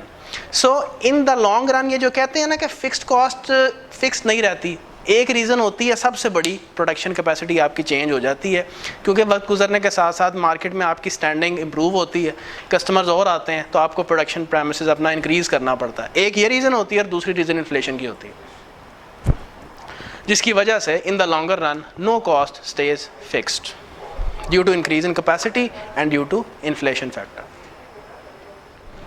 ये काम कॉस्ट अकाउंटेंट का होता है कि हर प्रोडक्ट जो एक एंटिटी बना रही है तो उसके मैन्युफैक्चरिंग की प्रोडक्शन कॉस्ट कितनी आ रही है। अगर मैं प्रोडक्ट ए बना रहा हूँ तो प्रोडक्ट ए को मैन्युफैक्चर करने की प्रोडक्शन कॉस्ट कितनी है, बी की कितनी है और सी की कितनी, यानी प्रोडक्ट वाइज कॉस्टिंग स्टेटमेंट या प्रोडक्ट वाइज प्रॉफिट स्टेटमेंट बनाना ये कॉस्ट अकाउंटेंट की जिम्मेदारी होती है। ठीक है, जो मैनेजमेंट अकाउंटेंट होता है उसकी जिम्मेदारी वो जो analytical portion of cost and management accountancy है ना, जो तुम कौन से चैप्टर्स पढ़ते हो, short term decision making, variance analysis, budgeting, ये मैनेजमेंट अकाउंटेंट कर रहा होता है। तो इसलिए ये वो बंदा है जो सी एंटर या चार्टर्ड अकाउंटेंट होगा। सो ये काम आपका अकाउंट्स ऑफिसर्स होते हैं, वो ये काम कर रहे होते हैं, ये मुंशीगिरी वाला काम है सारे का सारा। अच्छा जी, तो ये आपकी अल्टीमेट रिक्वायरमेंट है। अभी कुछ देर पहले हमने पढ़ा था ये जो डायरेक्ट खर्चे हैं इनका तो मसला ही कोई नहीं है। मुझे पता है कि इसमें इस प्रोडक्ट में लगने वाला जो मटेरियल है वो कितने केजीज़ का लगा और हर केजी की कॉस्ट क्या है। So I can directly calculate the cost of material that was used in product A, I can directly calculate cost of material used in product B and C. Likewise labour का भी कोई मसला नहीं है, I can easily directly trace the cost of labour into each product. ये है मसले वाली चीज़। प्रोडक्शन ओवरहेड्स ये डायरेक्ट नहीं है, ये इनडायरेक्ट है। ये किस लेवल पे इनकर हुए में, कॉस्ट सेंटर लेवल पे। तो इसलिए इनको क्या किया जाता है, हम इसके लिए स्टेप्स यूज़ करते हैं to absorb these overheads into the cost units. We follow some steps as a result of which these production overheads जो कि टोटलिटी पे कैलकुलेट हो रहे होते हैं, अभी हम पढ़ गए हैं प्रोडक्शन ओवरहेड्स वो हैं जो टोटलिटी पे यूजुअली कैलकुलेट हो रहे होते हैं कॉस्ट सेंटर लेवल पे। तो हम कुछ स्टेप्स फॉलो करते हुए उन कॉस्ट को इनमें एब्जॉर्ब करते हैं, और वो हम पूरा चैप्टर पढ़ते थे ओवरहेड्स एब्जॉर्प्शन का। और उसमें क्या स्टेप्स हुआ करते थे, सिर्फ मैं हल्का सा रिवाइज करवा रहा हूँ, सवाल नहीं करेंगे वो। स्टेप्स सर कौन से होते थे? सबसे पहले ओवरहेड्स को, एक बजटेड ओवरहेड्स को हम आइडेंटिफाई करते थे कि हैं कितने इन टोटलिटी, ठीक है जी। तो जो बजटेड ओवरहेड्स हुआ करते थे, फिर मैं इनको बाइफरकेट करता था। एक ओवरहेड्स वो थे जो डायरेक्टली एलोकेट हो सकते हैं इनटू द कॉस्ट सेंटर्स, और usually the cost centres are the departments, याद है, डायरेक्ट प्रोडक्शन डिपार्टमेंट्स और service departments. Direct production departments कौन से हुआ करते थे कि जो एक्चुअली प्रोडक्शन की एक्टिविटीज़ में इन्वॉल्व हैं। फॉर एग्जांपल कटिंग है, स्टिचिंग है, असेंबली है, बॉयलिंग है, ये वो डिपार्टमेंट्स हैं जो डायरेक्टली प्रोडक्शन के काम में इंगेज्ड हैं। और दूसरे सर्विस डिपार्टमेंट्स हैं। सर्विस डिपार्टमेंट्स का ये मतलब नहीं है कि वो फैक्ट्री से बाहर है, फैक्ट्री के अंदर ही हैं, लेकिन वो प्रोडक्शन के जितने डिपार्टमेंट्स हैं ना उनको सपोर्ट दे रहे हैं। For example repair and maintenance, वो कुछ प्रोडक्शन में इंगेज्ड है नहीं, वो सिर्फ उसको सपोर्ट दे रहा है। इसी तरह कैंटीन डिपार्टमेंट, ये सारी पुरानी चीज़ें याद करा रहा हूँ। तो एक आपके जो कॉस्ट सेंटर होता है वो डायरेक्ट प्रोडक्शन डिपार्टमेंट होता है और एक सर्विस डिपार्टमेंट्स होते हैं। तो सबसे पहले मैं बजटेड ओवरहेड्स को पकड़ता हूँ। एक ओवरहेड्स वो होते हैं जो डायरेक्टली एलोकेबल होते हैं हर डिपार्टमेंट में, एक वो, और एक होते हैं अदर कॉमन एक्सपेंसेस इनके अंदर ही। फॉर एग्जाम्पल आपके टोटल बजटेड ओवरहेड्स थे ₹2 मिलियन। डायरेक्टली एलोकेबल कौन से खर्चे हो सकते हैं, हर डिपार्टमेंट की सैलरियाँ। ये तो मुझे, अब ये ओवरहेड्स हैं, डायरेक्ट लेबर शेबर का कोई चक्कर नहीं है। यानी कि हर डिपार्टमेंट, मुझे पता है कि जो एम्प्लॉई मेरा कटिंग डिपार्टमेंट में है उसकी सैलरी कितनी है, और ये खर्चा कहाँ एलोकेट होगा, कटिंग डिपार्टमेंट में। वो बंदा जो कि मेरा आईटी डिपार्टमेंट में है, IT department is a service department, तो क्या इसकी सैलरी, क्या ये मुझे नहीं पता कि ये इस डिपार्टमेंट को एलोकेट हो सकती है, येस इट्स एलोकेबल। सो वो खर्चा एज्यूम कर लें कि 5 लाख है। फिर कुछ खर्चे होते हैं जो कि कॉमनली इनकर होते हैं तमाम डिपार्टमेंट्स में, किसी एक डिपार्टमेंट का खर्चा मैं नहीं कह सकता। वो कौन से खर्चे होते हैं प्रोडक्शन ओवरहेड्स में, वो सारे अदर्स वाले, यानी रेंट। अब बिल्डिंग का रेंट है, क्या ये डायरेक्टली एलोकेबल है किसी डिपार्टमेंट में? पूरी बिल्डिंग के अंदर सभी सारे डिपार्टमेंट्स हैं, सो ये एक कॉमन खर्चा है। इसी तरह से for example depreciation of the building, इसी तरह से और दीगर खर्चे हैं, अदर एक्सपेंसेस होते हैं जो कॉमनली इनकर होते हैं। तो यूटिलिटीज़ का खर्चा हो गया, ठीक है, वो जैसे आपको याद होगा। फिर हर इन सारे खर्चों को, वो बाकी कितने बचते हैं, 1.5 मिलियन। तो ये फिर क्या होता है कि किसी ना किसी रीजनेबल बेसिस पे तमाम डिपार्टमेंट्स में एलोकेट हो जाते हैं। इसको कहते हैं प्राइमरी अपोर्शनमेंट। और क्या बेस होती है, फॉर एग्जांपल रेंट को फ्लोर एरिया के बेस पे हम अपोर्शन कर देते हैं। बिजली है, फॉर एग्जांपल यूटिलिटीज़ हैं, उसको किलोवाट आवर्स की बेस पे अपोर्शन कर देते हैं। डेप्रिसिएशन अगर तो बिल्डिंग की है तो फिर हम फ्लोर एरिया की बेस पे, अगर मशीनरी की है तो फिर बुक वैल्यू या कॉस्ट ऑफ द मशीन की बेस पे हम कर देते हैं। सो इस 2 स्टेप्स के नतीजे में सारी प्रोडक्शन ओवरहेड्स कहाँ पे आ जाती हैं, डिपार्टमेंट्स के अंदर, और departments is considered to be a cost centre. Third step क्या होता है, इसमें मैंने 2 स्टेप्स कवर कर लिए, direct allocation and apportionment. What was the third step, reapportionment. इसमें हम क्या करते थे, बिल्कुल, क्योंकि एक्चुअल जो एक्टिविटी ऑफ द प्रोडक्शन है वो बेसिकली प्रोडक्शन डिपार्टमेंट्स में होती है। जो एक्टिविटी ड्राइवर होता है ना, यानी कि एक्टिविटी ड्राइवर क्या होता है, that activity due to which primarily the cost are being incurred in an organisation. मुझे बताएं, ये सेल्स का डिपार्टमेंट है, एडमिन का डिपार्टमेंट है, फिर प्रोडक्शन की फैक्ट्री के अंदर QC का डिपार्टमेंट है, IT का डिपार्टमेंट है। अगर प्रोडक्शन बंद हो जाए तो ये कहाँ के हैं, किसी काम के हैं। मेन एक्टिविटी ड्राइवर जहाँ प्रोडक्शन हो रही है वो प्रोडक्शन डिपार्टमेंट्स हैं। तो इस प्रीमाइज के तहत फिर क्या किया जाता है थर्ड स्टेप में कि सर जो सर्विस डिपार्टमेंट्स की भी कॉस्ट है ना, इसको उठाएं और रीअपोर्शन करके कहाँ पे ले जाएं, प्रोडक्शन डिपार्टमेंट्स में। तो यहाँ पे 3 मेथड्स यूज़ होते थे। एक डायरेक्ट मेथड कहते थे, लिखा हुआ मैंने वहाँ पे डायरेक्ट मेथड, फिर इसके अलावा एक रिपीटेड डिस्ट्रीब्यूशन मेथड, कोई टेस्ट नहीं होना, मैं सिर्फ रिफ्रेश करवा रहा हूँ, एक अलजेब्रिक मेथड होता था। बहरहाल इस स्टेप के नतीजे में क्या होते हैं, सारे ओवरहेड्स उठ के प्रोडक्शन डिपार्टमेंट्स में आ जाते हैं। And the final step is overhead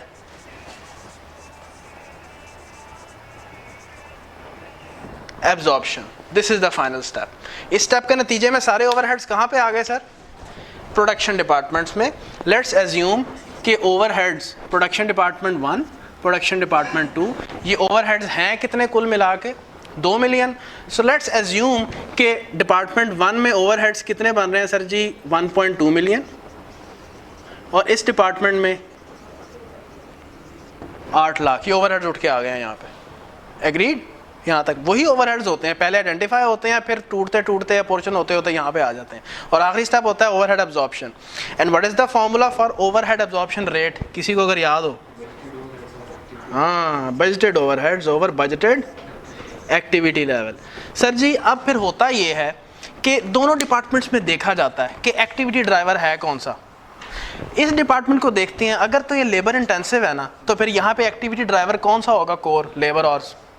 ये अगर डिपार्टमेंट मशीन इंटेंसिव है तो यहाँ पे आपका एक्टिविटी ड्राइवर क्या है, मशीन का काम करना, that is the main, that is the core activity driver. तो here the activity level will be what, labour hours, and here machine hours. तो यहाँ पे आप एज्यूम करते हैं कि यहाँ पे लेबर आवर्स कितने बजटेड हैं, द बजटेड लेबर आवर्स वर 80,000। यहाँ पे मशीन आवर्स कितने हैं, लेट्स एज्यूम के दोज वर 10,000। तो हम इसका OAR जब कैलकुलेट करेंगे तो क्या कैलकुलेट किया जाएगा सर जी, निकाल ₹50 पर लेबर और 15 पर लेबर, और इसका रुपीस कितना पर मशीन और 80 पर मशीन और। इसको बोलते हैं डिपार्टमेंटल ओवरहेड एब्जॉर्प्शन रेट। और ओवरहेड एब्जॉर्प्शन रेट के ज़रिए से क्या किया जाता है, ओवरहेड्स को एब्जॉर्ब कर देते हैं into the products in accordance with, इधर देखें, इस डिपार्टमेंट के ओवरहेड्स जो हैं किस में एब्जॉर्ब होंगे, तीनों प्रोडक्ट्स में, डिपेंडिंग अपॉन कि कितने एक्चुअल लेबर आवर्स हर प्रोडक्ट ने इस्तेमाल किए हैं। फॉर एग्जांपल आपके पहले प्रोडक्ट ने इस्तेमाल किए हैं 10,000 घंटे लेबर आवर्स, तो 15 को 10,000 से ज़रब दी जाएगी, प्रोडक्शन ओवरहेड्स प्रोडक्ट ए में एब्जॉर्ब हो जाएंगे। इसी तरह से अगर आपके प्रोडक्ट बी ने 2,000 लेबर आवर्स इस्तेमाल किए हैं तो इसी 15 को 2,000 से ज़रब दी जाएगी और 30,000 प्रोडक्शन ओवरहेड्स पहले डिपार्टमेंट के वहाँ एब्जॉर्ब हो जाएंगे, so on and so fourth. इसी तरह फिर हम इस डिपार्टमेंट में आएंगे और यहाँ पे एक्टिविटी लेवल क्या है, मशीन आवर्स। अब डिपेंडिंग अपॉन कि हर प्रोडक्ट ने एक्चुअल में कितने मशीन आवर्स इस्तेमाल किए हैं, हम इस 80 को actual machine hours of each product से मल्टीप्लाई करेंगे। इस डिपार्टमेंट के सारे ओवरहेड्स किस में एब्जॉर्ब हो जाएंगे, वहाँ पे जाके। And what is the formula for calculating absorbed overheads, OAR into actual activity level. सब पुरानी चीज़ें, एक्टिविटी। सो इसके नतीजे में यहाँ जो प्रोडक्शन ओवरहेड्स आपको नज़र आ रहे होते हैं, these are absorbed, these are not the actual ones. ये सारा काम हमने किस पे किया है, बजटेड। फिर पूरा पीरियड गुजरता है और फिर हमें एक्चुअल खर्चों का पता चल जाता है। फिर हम क्या करते हैं, एक अंडर ओवर एब्जॉर्प्शन की एंट्री पास होती है। एब्जॉर्ब तो ये हो गए, मिसाल के तौर पे ये सारा एब्जॉर्ब किया तो खर्चा बन गया तुम्हारा, आई एम जस्ट एज्यूमिंग के 2.5 मिलियन। जब पूरा पीरियड गुजरा तो पता चला कि आपके एक्चुअल खर्चे थे 2.6 million. So you pass a single entry of 1 lakh, ठीक है जी। और वो अंडर एब्जॉर्प्शन, वो मामला सिंपल है, यानी कि अगर एक्चुअल खर्चा जो है वो ज़्यादा है, इसका मतलब है आपने अंडर एब्जॉर्प्शन की हुई है, आपको मज़ीद 1 लाख का खर्चे की एंट्री बुक करनी है, एक्सपेंस मज़ीद बुक कर लेंगे। और अगर एक्चुअल खर्चा फॉर एग्जांपल पता चलता है कि 2.3 मिलियन था, it means that you have done the over absorption by ₹2 lakh. So reduce your expense या एक्सपेंस को रिवर्स कर दे। ये सारे स्टेप्स परफॉर्म होते हैं पीरियड के शुरू में और एक OAR निकलता है, ज़हन में रखें। ये जो सारे स्टेप्स मैंने परफॉर्म किए ना चारों के चारों और डिपार्टमेंटल OAR निकाले हैं, ये महीने के शुरू में होते हैं। और एब्जॉर्प्शन पता कैसे होती है, जूं जूं महीना गुजरता जाता है आपको क्या एक्चुअल एक्टिविटी लेवल का पता नहीं चल रहा कि हर प्रोडक्ट कितने कितने घंटे इस्तेमाल कर रहा है और मशीन और ये आपको पता होता है। तो पूरे महीने में जूं जूं महीना गुजरता चला जाता है ओवरहेड्स एब्जॉर्ब होते जाते हैं होते जाते हैं होते जाते हैं। 30 दिन गुजर गए, एब्जॉर्ब्ड ओवरहेड्स की फिगर है, बिल्कुल है। अब एक्चुअल खर्चे पता चल गए, एक्चुअल ओवरहेड्स, जी सर अब सारी चीज़ें एक्चुअलाइज हो गई हैं, तो बस एक एडजस्टमेंट पास कर लें, अंडर या ओवर एब्जॉर्प्शन। ये सारी चीज़ें किताब में मैंने मेंशन की हुई हैं। ये पूरा प्रोसेस था और ये प्रैक्टिकल पॉइंट ऑफ व्यू से बता रहा हूँ। ये जो बजटेड ओवरहेड्स होते हैं और ये जो बजटेड एक्टिविटी लेवल होती है, ये वाली जो तो एंटिटी का फर्स्ट ईयर ऑफ ऑपरेशंस है तो वो फिर मार्केट प्रैक्टिस से ये वाली वैल्यू उठाती है, क्योंकि ज़ाहिर है उसका कोई पास्ट ईयर ऑफ ऑपरेशन तो होता नहीं है। लेकिन एक ऐसी एंटिटी जिसके प्रीवियस ईयर्स चल रहे होते हैं तो वो अपने पिछले पीरियड का एक्चुअल ओवरहेड्स को वो अगले के लिए बजट ले लेती है, पिछले पीरियड का जो एक्चुअल एक्टिविटी लेवल होता है उसको अगले पीरियड के लिए बजटेड तस्लीम कर लेती है। और पिछला साल कोविड की वजह से बंद रहा, फिर वो पिछले किसी सालों में रेफ़र कर लेते हैं ना, एंड विद एडजस्टमेंट्स। ये नहीं कहते कि अगर पिछले साल का अगर हमारा एक्चुअल ख़र्चा जो था वो फॉर एग्जांपल वो जैसे यहाँ मैंने OAR कितना निकाला या ख़र्चा मैंने 2 मिलियन लिया था ना, तो 2 मिलियन था पिछले का, मैं अगले के लिए भी 2 मिलियन ले लूँ, उसमें रीज़नेबल एडजस्टमेंट भी करते हैं। अगर इन्फ्लेशन की वजह से कुछ एडजस्टमेंट हुई है या मुझे पता है मैंने अपनी प्रोडक्शन प्रेमिसेस एनहेंस की है तो फिर थोड़ी एडजस्टमेंट्स भी करते हैं। ये नहीं कि स्ट्रेट वे मुँह उठा के ले लिया जाए। तो अगर पिछले जैसे आप कह रहे हैं तो उससे पिछले वाले साल तो मौजूद है ना, हवा में नहीं लेनी। अच्छा वैसे अगर आप हवा में भी कोई वैल्यू ले लें फ़र्क नहीं पड़ेगा, क्योंकि एब्जॉर्प्शन होगी बाद में उसने एक्चुअलाइज तो हो ही जाना है, अंडर ओवर की एंट्री से उसने एक्चुअलाइज तो हो जाना है। लेकिन हमेशा एंट्री जब पास की जाती है तो रीज़नेबल बेसिस यूज़ करते हैं। फिर इनकम स्टेटमेंट की एक बहुत बड़ी एक वैल्यू है जो कि जिसको आप चैलेंज कर दोगे, और वो है फेयर रिपोर्टिंग का, ट्रू एंड फेयर व्यू का, कि आपने बहुत ओवर रिपोर्ट तो नहीं कर दी अपनी चीज़ें, अंडर रिपोर्ट तो नहीं कर दी बहुत चीज़ें, क्योंकि जब तक महीना पूरा नहीं होगा तो आपकी चीज़ें ओवर या अंडर रिपोर्टेड नहीं रहेंगी। खुद सोचें, एक हवा में मैंने OAR ले लिया कि मैंने कहा 100 रुपया पर और, या ये कोई तरीका है बात करने में। तो कम से कम ये आपके ऑपरेशंस को तो रिप्रेजेंट कर रहा है ना, पिछले साल के पिछले पीरियड के ऑपरेशंस हैं उसमें एडजस्टमेंट्स की हैं, so it is giving some justification. तो ये तरीका था जिससे ओवरहेड्स एब्जॉर्ब होते हैं। अच्छा जब एब्जॉर्ब हो गए उसके बाद टोटल प्रोडक्शन कॉस्ट आ गई, जिसके लिए कॉस्ट अकाउंटेंट सारी कैलकुलेशंस कर रहा था, यूनिट्स का उसको मालूम है, so he can calculate easily कि what is the production cost per unit.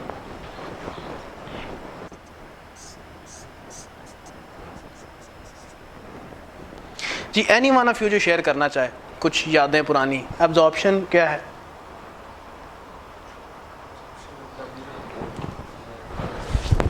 कौन सी?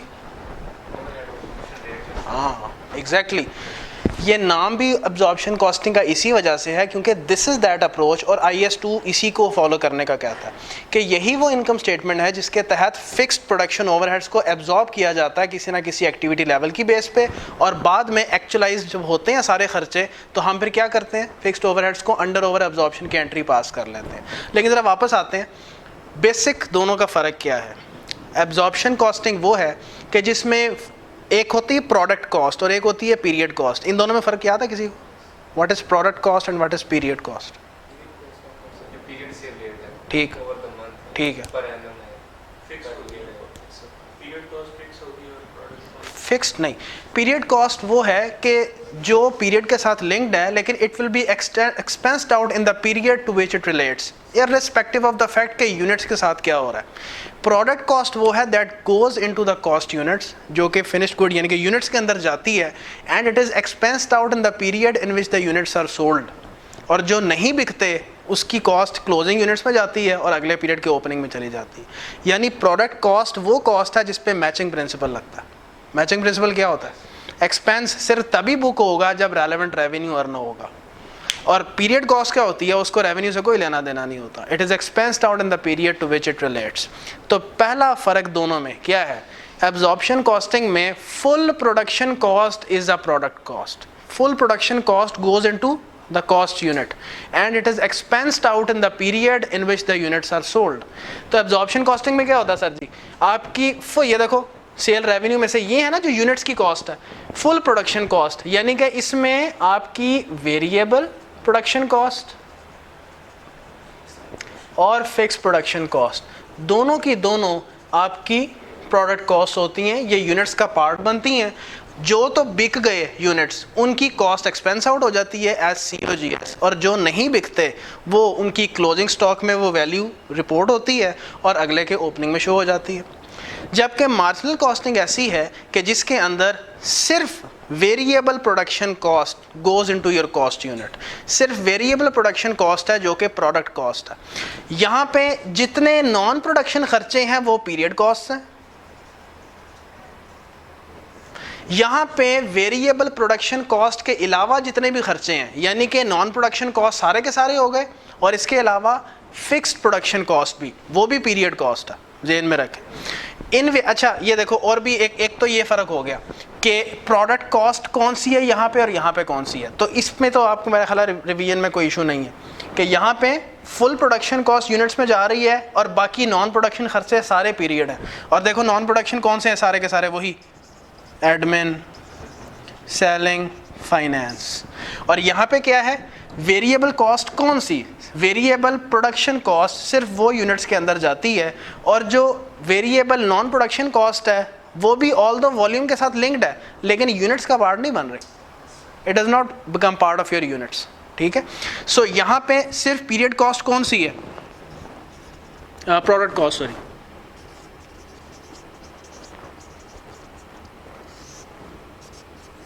वेरिएबल प्रोडक्शन कॉस्ट सिर्फ ये यूनिट्स का पार्ट बन रही है। जो यूनिट्स बिक जाएंगे उनकी variable production cost expense out हो जाएगी, और जो नहीं बिकेंगे क्लोजिंग स्टॉक के अंदर उनकी वैल्यू चली जाएगी। किसकी वैल्यू चली जाएगी, वेरिएबल प्रोडक्शन कॉस्ट की। ठीक है, वैल्यू उसमें रिपोर्ट होगी और अगले पीरियड के ओपनिंग में शो हो जाएगी। और इसके अलावा जितने भी खर्चे हैं, यानी आपके variable non production cost, fixed production cost और फिक्स्ड नॉन प्रोडक्शन कॉस्ट, ये तीनों के तीनों खर्चे पीरियड कॉस्ट होते हैं। दूसरा डिफरेंस दोनों में क्या होता है, it is based on the concept of contribution, it is based on the concept of gross profit. ये देखो यहाँ पे रिपोर्टिंग स्टाइल क्या है, जीपी से ऊपर ऊपर सारे प्रोडक्शन खर्चे चाहे वेरिएबल चाहे फिक्स्ड, जीपी से नीचे नीचे सारे नॉन प्रोडक्शन खर्चे चाहे वेरिएबल चाहे फिक्स्ड। जबकि यहाँ का स्टाइल देखो कैसा है, कंट्रीब्यूशन से ऊपर ऊपर सारी वेरिएबल कॉस्ट, ये with respect to behaviour income statement है कि कंट्रीब्यूशन से ऊपर ऊपर सारी वेरिएबल कॉस्ट चाहे प्रोडक्शन चाहे नॉन प्रोडक्शन, और कंट्रीब्यूशन से नीचे सारी फिक्स्ड कॉस्ट चाहे प्रोडक्शन चाहे non production. Marginal costing internal purpose के लिए यूज़ होती है और आमतौर पे ये तब प्रिपेयर की जा रही होती है जब पूरा पीरियड गुजर जाता है। इसलिए यहाँ पे जो फिक्स्ड प्रोडक्शन कॉस्ट होती है ये एक्चुअल बेसिस पे यूज़ होती है हाँ, और इसकी अंडर ओवर एब्जॉर्प्शन की यहाँ एंट्री नहीं होती, अंडर ओवर एब्जॉर्प्शन की एंट्री वहाँ पे होती है। और अगेन रिपीटिंग, ओपनिंग क्लोजिंग आपको यहाँ पे नज़र नहीं आ रहा क्योंकि यहाँ पे मैंने इन्वेंट्री लेवल्स इग्नोर किया है, आपको ज़रूरत भी नहीं है उसकी इतनी गहराई में जाने की, सिर्फ बेसिक डिफरेंस याद होना चाहिए आप, दैट्स मोर दैन इनफ। और कंट्रीब्यूशन होता क्या है, वैसे मेरे से डिस्कस करें, व्हाट्स कंट्रीब्यूशन। जो कंट्रीब्यूशन है ना, पहली बात तो जैसे मैंने अभी आपको बताया, it is volume dependent portion of profit. ये ना प्रोडक्ट का प्रॉफिट जनरेटिंग पोटेंशियल के बारे में बात करता है कि एक प्रोडक्ट जो है वो कितना प्रॉफिट जनरेट करने का पोटेंशियल रखता है। अगर मैं एक यूनिट ऑफ अ प्रोडक्ट है, फॉर एग्जांपल पेन, एक मैंने जो पेन बनाना है और मेरी पेन की फैक्ट्री है, और जाहिर है उस फैक्ट्री की सारी फिक्स कॉस्ट होगी। जाहिर है मैंने एक फैक्ट्री लगाई है पेन्स बनाने की, तो मैं 1, 2, 3 पेन बनाने की प्रोडक्शन फैसिलिटी लूँगा नहीं। मेरा फॉर एग्जांपल 1 लाख या 2 लाख 3 लाख या 10 लाख पेन्स बनाने की प्रोडक्शन कैपेसिटी का मैं प्लांट रखूँगा पूरे साल का, और उसका फॉर एग्जांपल फिक्स कॉस्ट कितनी है, सारी मिला के, कुल मिला के लेट्स अज्यूम के दैट इज़ 10 लाख यानी 1 मिलियन। अब मेरा जो एक पेन है वो मैं फॉर एग्जांपल बना के कितने का बेचता हूँ, 15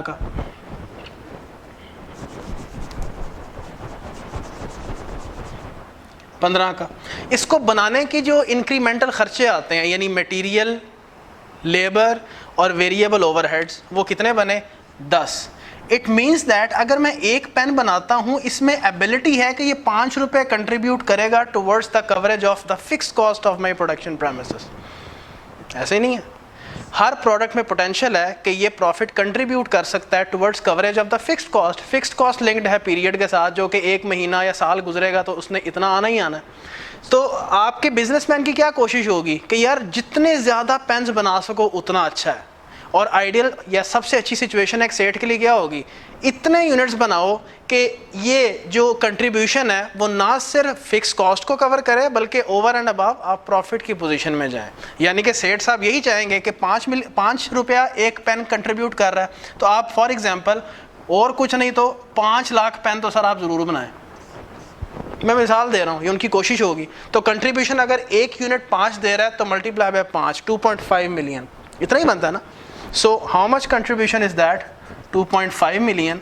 तो सर 5 लाख पेन्स बना के आप 2.5 मिलियन कंट्रीब्यूट कर रहे हैं towards the coverage of fix cost of your production premises, and such that आप ना सिर्फ इसको कवर कर रहे हैं, ओवर एंड अबव आप नेट प्रॉफिट भी जनरेट कर रहे हैं। ऑफ हाउ मच, और उतने नंबर ऑफ यूनिट्स जिस पे आपका कंट्रीब्यूशन फिक्स कॉस्ट के बराबर हो जाता है, that is called as your break even level of units. याद है? और ये कैसे निकलेगा, यहाँ से निकाल सकते हैं।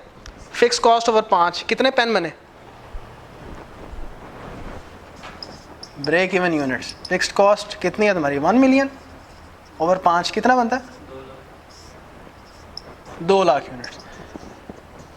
सर जी 2 लाख यूनिट्स अगर आप बनाएंगे तो ये कितना कंट्रीब्यूट करेंगे, 100% कंट्रीब्यूट कर जाएंगे towards the coverage of your fixed cost, क्योंकि आपकी कंट्रीब्यूशन कितनी होगी, 1 मिलियन। ठीक है, सो ये क्या बता रहा है कंट्रीब्यूशन, प्रोडक्ट का प्रॉफिट जनरेटिंग पोटेंशियल। सो ये जो सेट्स लोग या फाइनेंस के बंदे हैं ना, उनको जब प्रोडक्ट पोटेंशियल देखना होता है ना तो वो मार्जिनल कॉस्टिंग की तरफ जाते हैं, वो इस तरफ नहीं आते। तो अगर फॉर एग्जांपल कोई ऐसा प्रोडक्ट आपके सामने आता है कि जिसको बारे में पता चलता है कि यार इसको बना के बेचने की जो प्राइस है ना, जो हम सेट कर रहे हैं वो 8 रुपये है, इसको बनाने की कॉस्ट 9 रुपये की आ रही है, तो मुझे एक बात बताएं, उस एक यूनिट को बनाने का फ़ायदा है, वो कंट्रीब्यूट नहीं करेगा, वो उल्टा ऐड करेगा to the cost of your fixed cost of your production premises. तो फिर ऐसे प्रोडक्ट को बनाना ही हम बंद कर देते हैं। So it is not generating contribution profit, it is generating contribution loss. So अगर ऐसा प्रोडक्ट है जिसके एक यूनिट को बनाने का ही फ़ायदा नहीं है तो मैं उसकी मैस प्रोडक्शन क्यों करूं? मैस प्रोडक्शन उसकी की जाती है जो कि एक यूनिट के एवज कुछ कंट्रीब्यूशन प्रॉफिट दे रहा है। तो आपकी फाइनेंस की टीम कहती है कि सर इस प्रोडक्ट में ना बड़ा ज़्यादा पोटेंशियल है कि प्रॉफिट में कंट्रीब्यूट कर सकती है। फिर सेल्स टीम को एंगेज किया जाता है, मार्केटिंग टीम को, कि सर इसकी मार्केटिंग शुरू करें ताकि इसके यूनिट्स एनहेंस हो, इसके यूनिट्स ज़्यादा बिकें और हमारे फिक्स कॉस्ट कवर हो। फिर वो इसका स्टडी भी करते हैं, और ये स्टडी फाइनेंस का बंदा अकेला नहीं करता, इसके साथ ज़ाहिर है प्रोडक्शन की टीम बैठती है। उस फाइनेंस वाले बंदे को क्या पता कि इसमें क्या डलता है और कितनी मिकदार का डलता है, कितनी कॉस्ट डलती है। वो कोई एक्सपर्ट है, कोई प्रोडक्शन एक्सपर्ट है? No, he is not an expert. So बैठ के उसके साथ ही कैलकुलेशन होती है कि इस प्रोडक्ट में कितना पोटेंशियल है। तो इसमें पोटेंशियल ही नहीं है और मार्केटिंग की टीम कहती है हमने इसको बेचना है, अखीर बेचना है। हम कहेंगे भाई हर यूनिट बनाने की बजाय इसके कि कंट्रीब्यूशन प्रॉफिट हो, it is contributing as loss to your total fixed cost. So इसको क्यों मार्केट कैसे इसको करें, ये तो हम सोच रहे हैं कि बंद कर दें, इसको तो चलाना ही लॉस में है। एक यूनिट बनाएंगे तो 1 रुपये का लॉस, 2 बनाएंगे 2 रुपये का लॉस, 3 तो so on and so fourth. So marginal costing internal purpose के लिए यूज़ की जाती है, it is never use for external purpose. आपका जो IS2 है एक्सटर्नल रिपोर्टिंग के लिए किसको कहता है, सर आप इसके मुताबिक बनाएं। ये इंटरनल पर्पस के लिए है, 100 और चीज़ें हैं जिसके लिए इसको इस्तेमाल किया जाता है वो IS2। सो ये एक्सटर्नल रिपोर्टिंग के लिए और ये इंटरनल पर्पस के लिए यूज़ की जाती है। That's it.